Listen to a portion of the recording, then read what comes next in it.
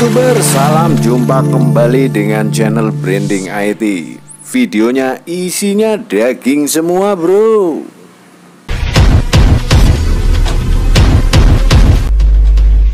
Berhubung banyaknya pertanyaan kepada admin tentang nasib rencana proyek Jalan Tol Cilacap Yogyakarta, admin buka kembali jadwal resmi, data dan fakta terakhir hingga 26 Desember 2022 serta kemungkinan apakah bisa dipercepat atau bahkan lompat trase atau lompat pentahapan seperti yang terjadi di proyek Jalan Tol Serang Panimbang dan Tol Solo Yogyakarta YIA Kulon Progo.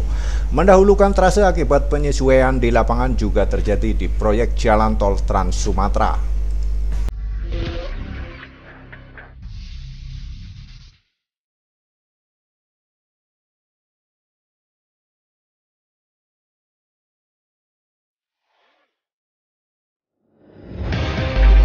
Loncat trase atau perpindahan prioritas pembangunan umumnya terjadi saat trase awal sudah dikerjakan dan bukan sama sekali nol.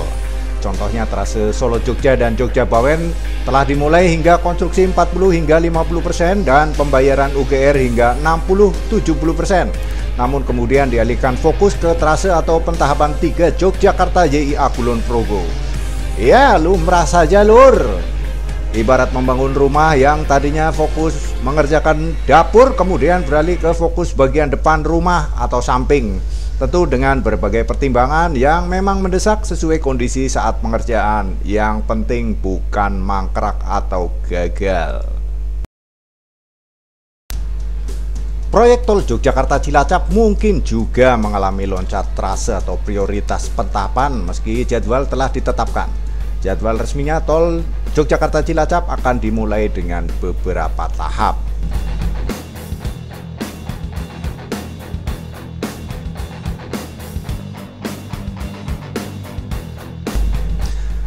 Tahap pertama berupa penyiapan proyek dan tender tahun 2022 hingga 2023. Tol Cilacap Yogyakarta nantinya akan terkoneksi dengan Jalan Tol Gede Bage Tasik Cilacap. Rencana Jalan Tol Pejagan Cilacap serta Jalan Tol Solo Yogyakarta YIA Kulon Progo. Proyek Jalan Tol Yogyakarta Cilacap ini rencananya panjang total 121,75 km.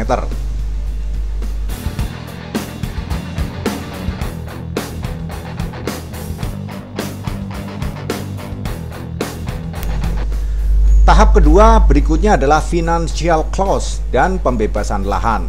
Tahapan financial close dan pembebasan lahan untuk proyek Tol Yogyakarta Cilacap diharapkan dapat selesai dalam kurun waktu tahun 2023 hingga 2024. Targetnya sesuai dalam perencanaan pada tahun 2026 proses konstruksi beberapa ruas jalan sudah rampung sehingga bisa dioperasikan.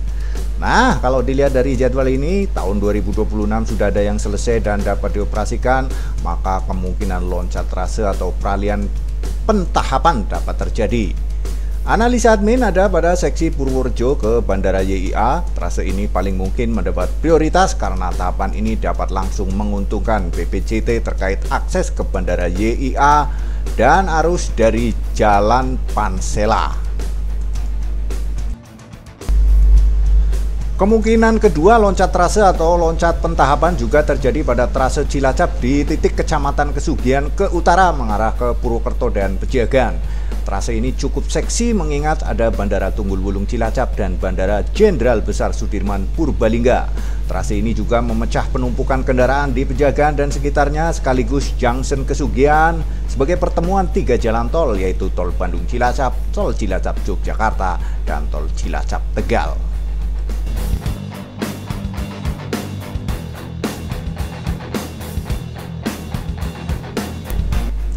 Proyek Jalan Tol Cilacap Yogyakarta ini akan didanai melalui skema kerjasama pemerintah dan badan usaha atau KPBU dengan besar investasi Rp 38,47 triliun.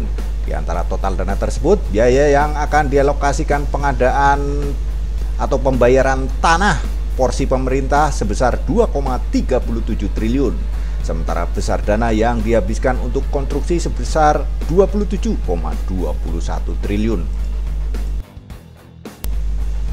Untuk jadwal resmi Tol Cilacap Yogyakarta, admin pernah tayangkan video sebelumnya berjudul jadwal resmi pembangunan Tol Cilacap Yogyakarta. Namun mengingat kembali, berikut ini 3 tahapan pengerjaan konstruksinya.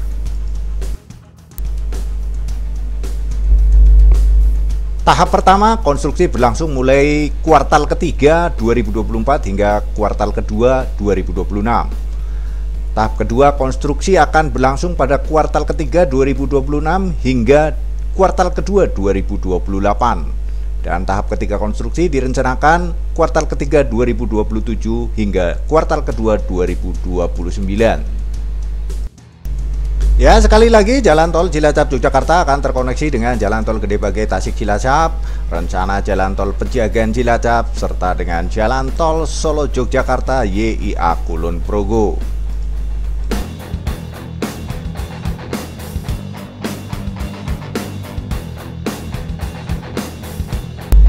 Oke, paham ya lur. Jadi tidak ada itu rencana hayalan atau hoak. Kalau pekerjaan mundur atau molor ya mungkin saja ada. Dan itu hal biasa karena berbagai kendala dan situasi di lapangan. Bersyukurlah proyek-proyek yang seharusnya berjangka panjang antara 15 hingga 30 tahun digeber pemerintah Jokowi hanya menjadi 4-10 tahun. Ya, karena masa kekuasaan Presiden Jokowi hanya 10 tahun. Jadi beliau menekankan agar bekerja cepat dan mengejar ketertinggalan infrastruktur agar dapat bersaing dengan negara lain.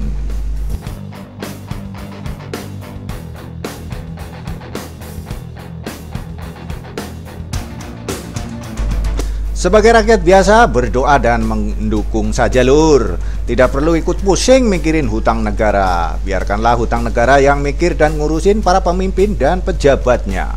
Sebagai warga negara, kita wajib patuh membayar pajak aja cukup. Lalu meminta dibuatkan fasilitas yang memadai. Kalau bisa yang bagus, mulus, aman, nyaman. Apalagi kalau dibuatkan yang canggih atau paling canggih. Seneng banget, bungah pisan, happy full pokoknya kayak gue bembok kados makatan mawon koyongano ae cok. Siga etanya urang putih digoreng dadi abang warnane. Semoga kita semua dalam keadaan sehat, selalu waras bedigas, barangnya akas, selalu duwe beras. Amin amin ya robbal alamin.